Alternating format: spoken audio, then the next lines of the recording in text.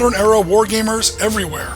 This is Ariskany welcoming you to another episode of the Op Center, part of the expanding content rolling out for the SITREP channel on Podbean, YouTube, iTunes, Twitch, Facebook, and other platforms.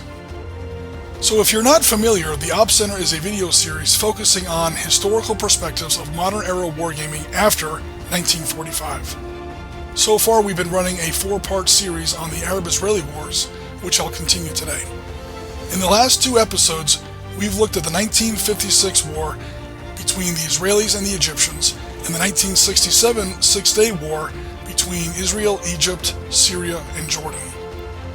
By the early 1970s, however, the Arab-Israeli Wars were reaching what many consider to be its climax, leading us to today's episode, the Yom Kippur War of October 1973. As we've seen in the previous 2 episodes, the state of Israel was in a constant state of conflict with its Arab neighbors ever since Israel's War of Independence in 1948 and 49. The most powerful enemy Israel faced through this period was unquestionably Egypt, led by President Nasser, whose policies had helped instigate successful Israeli invasions of Egypt's Sinai Peninsula in 1956 and again in 1967.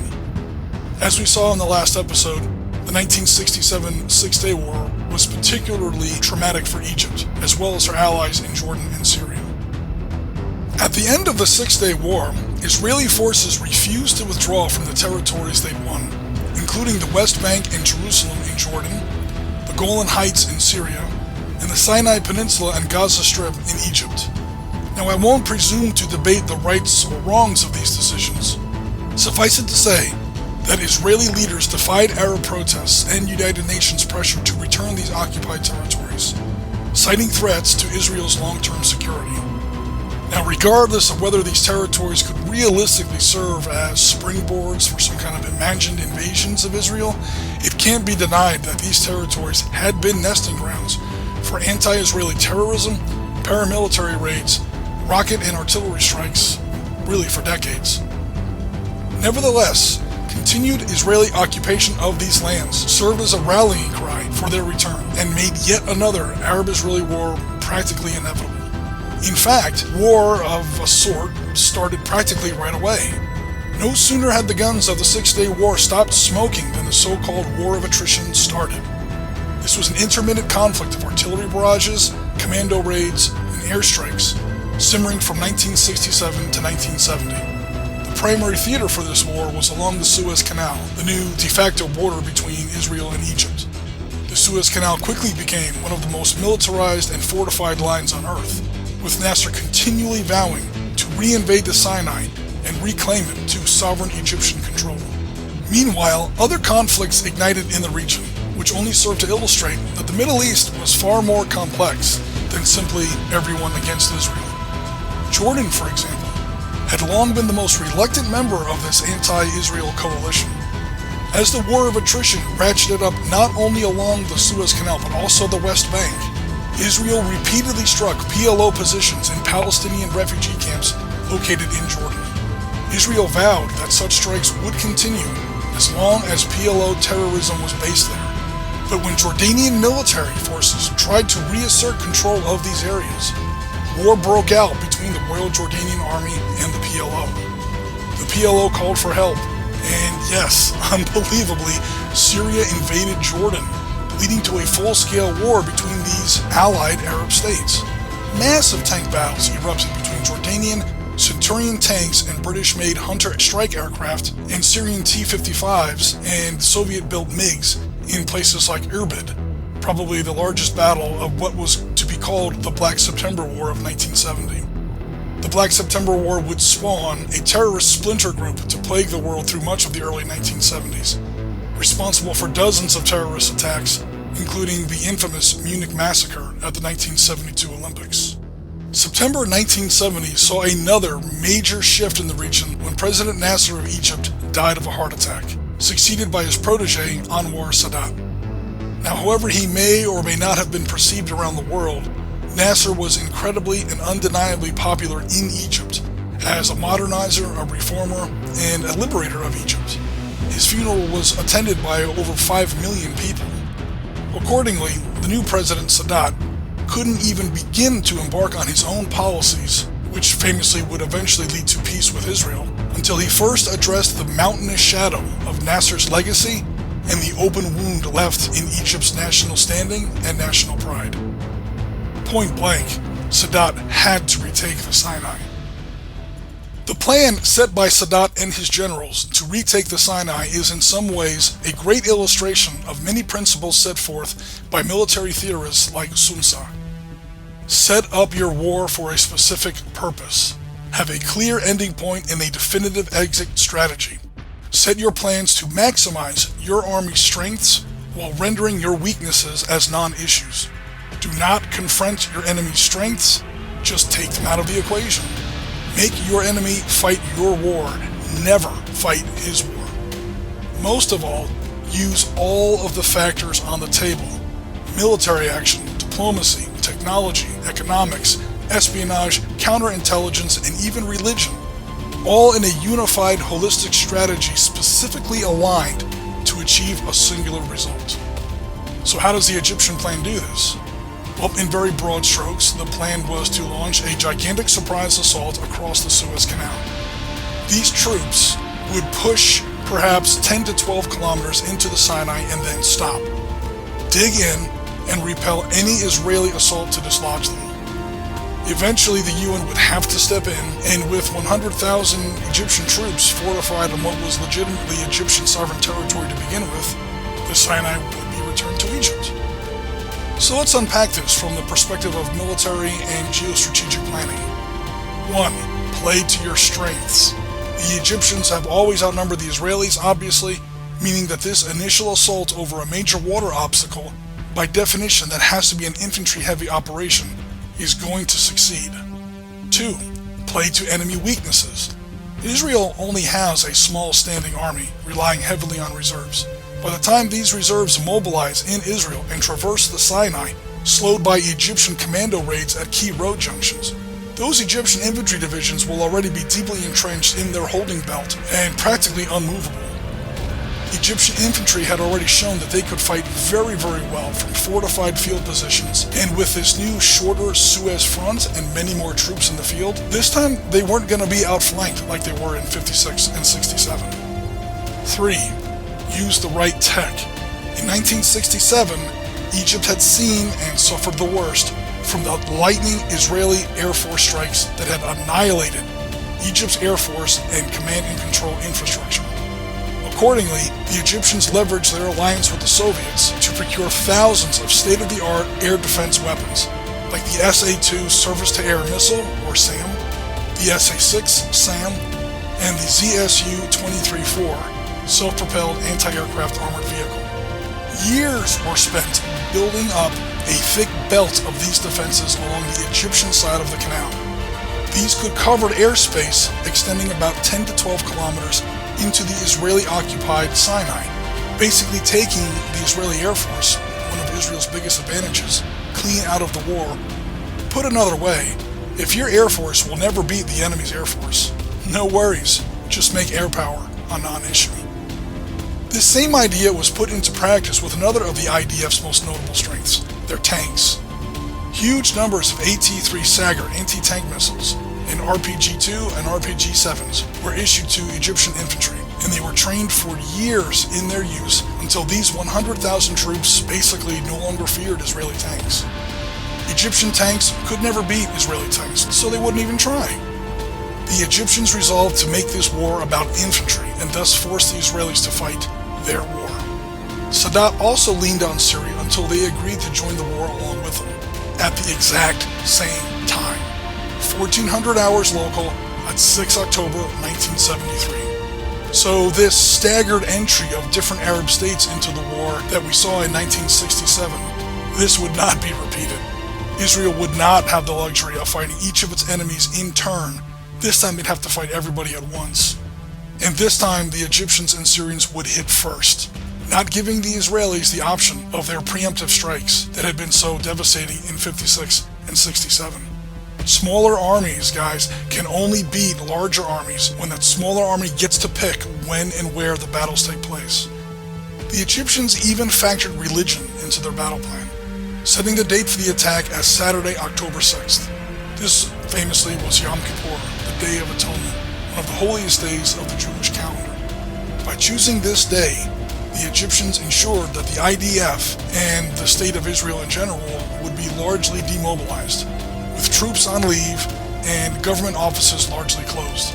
Just enough to prolong that mobilization and response cycle time even further in Egypt's favor. Furthermore, this date was also in the midst of the Muslim holy month of Ramadan, when the faith of most of the troops would further bolster their morale in the trying days to come. The war started, as mentioned, on the afternoon of October 6, 1973. At practically the exact same instant, the Syrians launched a massive assault into the Israeli-occupied Golan Heights, and the Egyptians launched 100,000 men in two armies across the Suez Canal. Now I should note that history calls this war by several names, often depending on the political background of the person speaking. The Israelis and their allies in the West usually call it the Yom Kippur War. Syrian and Egyptian historians usually call it the Ramadan War. People hoping for more of a neutral title sometimes just call it the October War. Now, we're using the Yom Kippur War in this video simply because this is the name most familiar to the majority of our audience. The Syrian assault into the Golan was staggering. Well over 1,000 tanks, APCs, troop carriers, and other armored fighting vehicles spearheaded 100,000 troops against initially just 2 brigades of Israelis. The initial Syrian objectives were to overrun these Israeli positions, set in prepared positions on high ground, then reach the bridges over the Jordan River just a few miles away.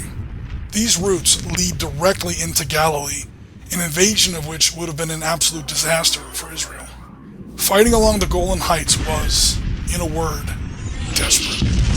Israeli tanks, mostly shot-cal Centurions, would sometimes fight outnumbered as much as 15 to 1 against Syrian T-55s and the dreaded new T-62s. One brigade, the 188th Barak Brigade, was basically annihilated in place. The other Israeli brigade, the Elite 7th, included the 77th Battalion, commanded by Avigdor Kahalani. At places like Tel Hermonet and Booster Ridge, Kahalani fought what is probably the most epic single-tank battle since 1945. His battlefield forever immortalized as the Valley of Tears. Kahalani's book, The Heights of Courage, is among those at the absolute top of my recommended reading list. When writing his novel, Team Yankee, Harold Coyle proudly cites Heights of Courage as a primary inspiration. Some of the events in Team Yankee are clearly drawn straight from the real-life battles in Heights of Courage. If you're a Team Yankee player, or Oil Wars, or Fate of a Nation, or any of that, you cannot not own this book. If you don't own this book, stop this video, buy the book on Amazon, read it at least 3 times, and sleep with it under your pillow.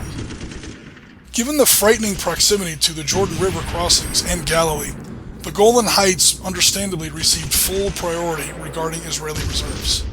When these armored reserves finally arrived, sometimes engaging Iraqi and Jordanian brigades sent to assist the Syrians, an overall counterattack was launched starting on October 11th, out of the Golan and deeper into Syria. By the time a ceasefire was finally arranged, Damascus was under Israeli long-range artillery fire. But man, those first 72 to 96 hours were probably the closest Israel ever really came to losing a war. Most of the time, let's be honest, the Arab-Israeli conflict is presented to us as Israel fighting for her life, her very survival hanging by an over-dramatized thread.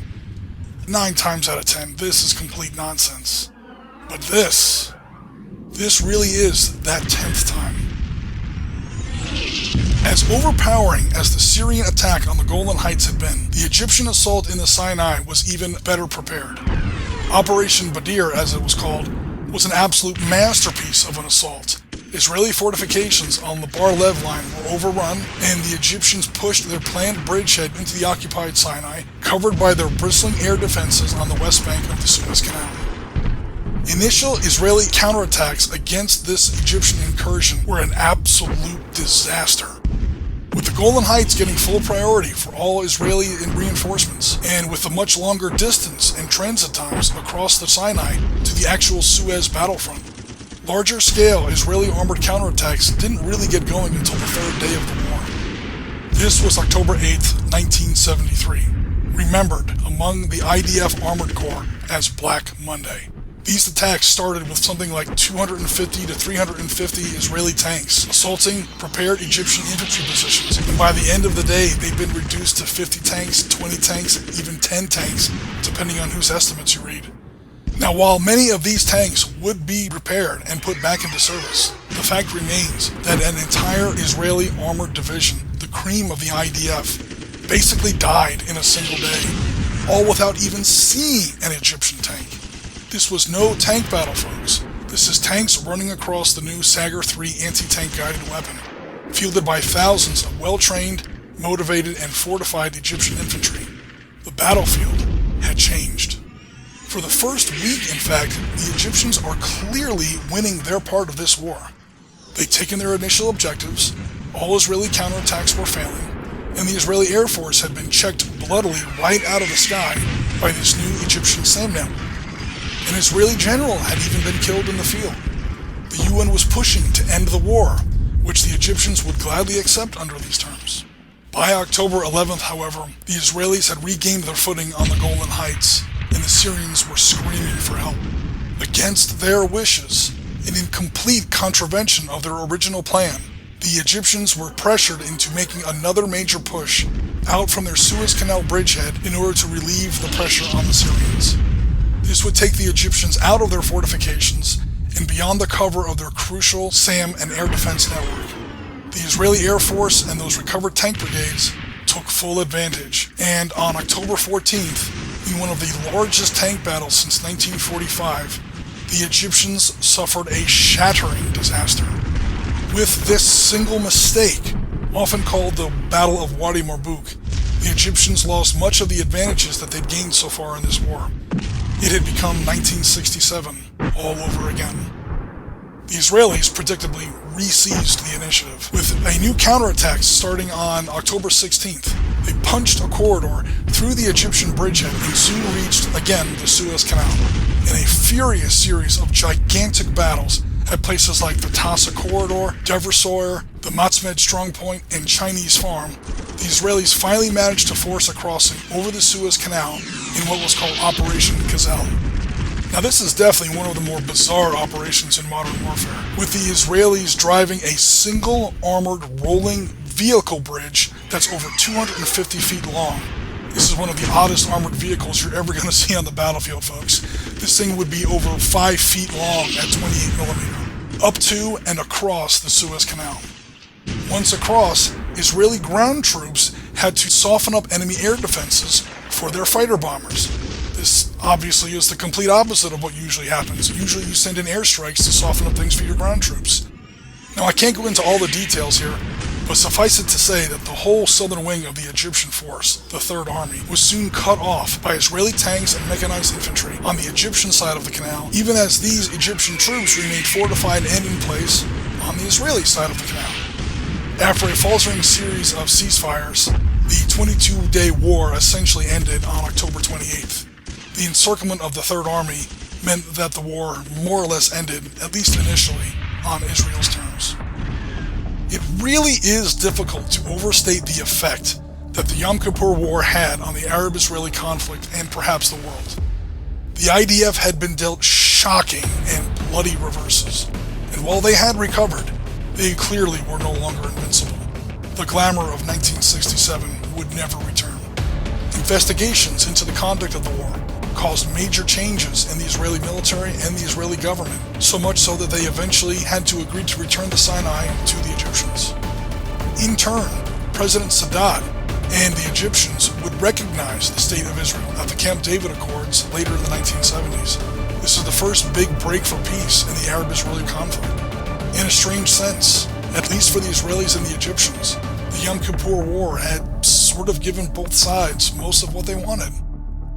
Other aspects are more ominous. In the air, on the ground, and even at sea, American and Soviet military equipment were thrown against each other, tested in real combat as never before. And you'd better believe analysts everywhere were dissecting absolutely everything that had happened on the battlefield. There's also the unconfirmed rumor that Israel may have quietly threatened Syria with nuclear weapons on the Golan Heights. Things really did get that desperate at one point. While this is far, far from certain, if true, and admittedly this is a very, very big if, the Yom Kippur War could be the closest that we've really come to a nuclear war, rather than more famous episodes like the Cuban Missile Crisis of 1962. When it comes to wargaming the Yom Kippur War, well, this could be 5 more videos all on its own. I also don't want to keep repeating myself. If you've seen our previous episodes, you've heard me heap praise on all the usual candidates. That's Avalon Hill's The Arab-Israeli Wars for Hex Encounter Command Tactical Gaming, GHQ's Micro Armor for 6mm miniature Command Tactical Gaming, and especially Battlefront's new Fate of a Nation release for Team Yankee for 15mm tactical wargaming.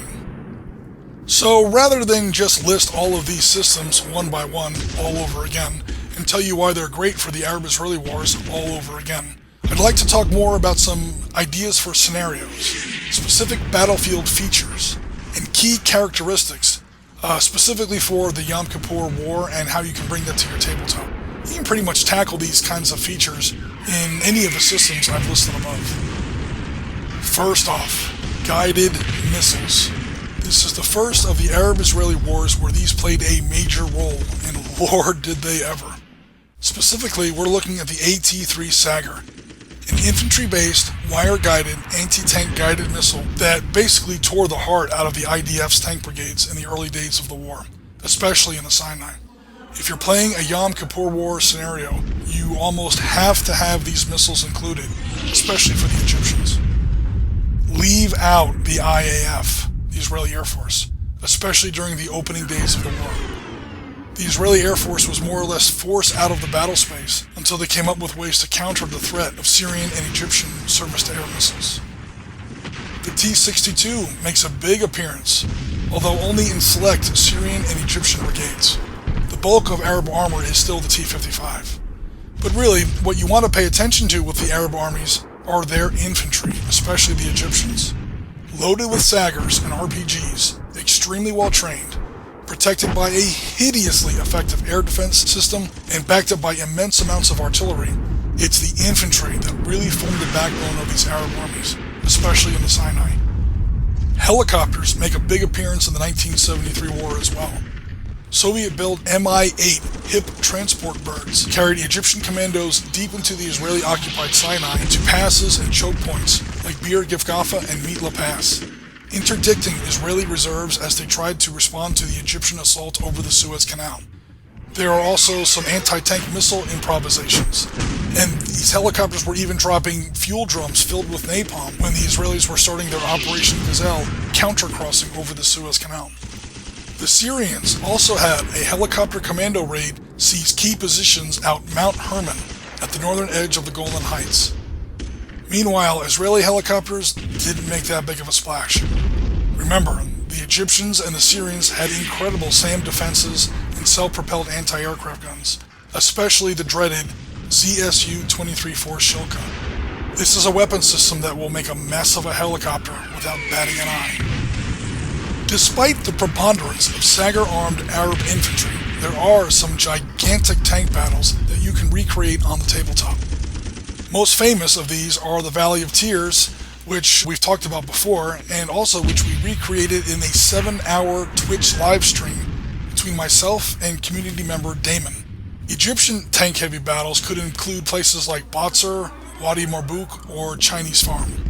The problem here is that IDF tanks and tank commanders are just so much better. Their guns just so much longer ranged, and their crews are just so much better trained to move and fire almost at the same time and make much better use of terrain. Any realistic tank battle here is going to see the Israeli player get off half a dozen shots before the Syrians or the Egyptians can even respond. This means that you're going to have to create games where the Israelis are outgunned 3 or 5 or 10 or even 15 to 1. Now, battles like this did happen. Again, the Valley of Tears is the best example. But it may be challenging to put together that kind of a game in miniature, and it's probably going to be frustrating for your Egyptian and especially your Syrian players. Another wargaming feature you should see is more American gear. Throughout the 1960s and early 1970s, Israel drifted more and more away from British and French support and more toward the Americans. In tanks, we see the M48A5 Pattons, now upgraded to the British L7 105mm rifle, and a few M60A1 Pattons. We also see the shot Cal Centurions we were talking about before. These are upgraded with the American engine, particularly important on the rugged rocks of the Golan Heights. McDonnell Douglas F-4 Phantoms and A-4 Skyhawks became two of the more common jets in the Israeli Air Force as well. And some sources claim that large amounts of TOW anti-tank missiles were used by the Israelis, although sources remain in violent disagreement about this.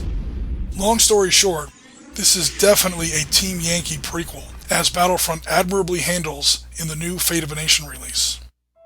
For this week's Q&A section, TFTF on YouTube asks, will you ever cover modern African conflicts? For example, what leads to the Western involvement in Mali, etc.? Okay, thanks for the great question. I certainly have no problem with African conflicts. Force-on-Force supplement Bush Wars does a great job in covering African conflicts in the post-colonial era. What drags in the Western powers can be basically summarized, and I stress summarized, in about 3 easy-to-understand principles that might make for a great video.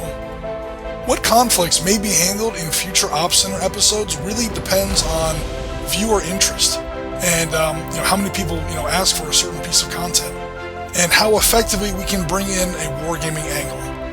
But definitely consider this to be added to the list. And again, thanks for the great question. Come back next time, everyone, for the last part of our Arab-Israeli War series, including Israel's Peace for Galilee invasion of Lebanon in 1982, and other conflicts more recent. Meanwhile, you can follow our live gaming channel on Twitch, subscribe to us on YouTube, or find us on Facebook, on tabletop.com, Twitter, and Podbean. You can also support the SITREP podcast on Patreon, or check out our merchandise we have on Zazzle.com/SITREP podcast. Any kind of support, even if it's just a comment on this video, really helps our platform progress to the next level, so that we can keep bringing you more great modern military gaming content. So that's going to wrap us up for today, everyone. Once again, this is Ariskany, and Tango Mike for listening.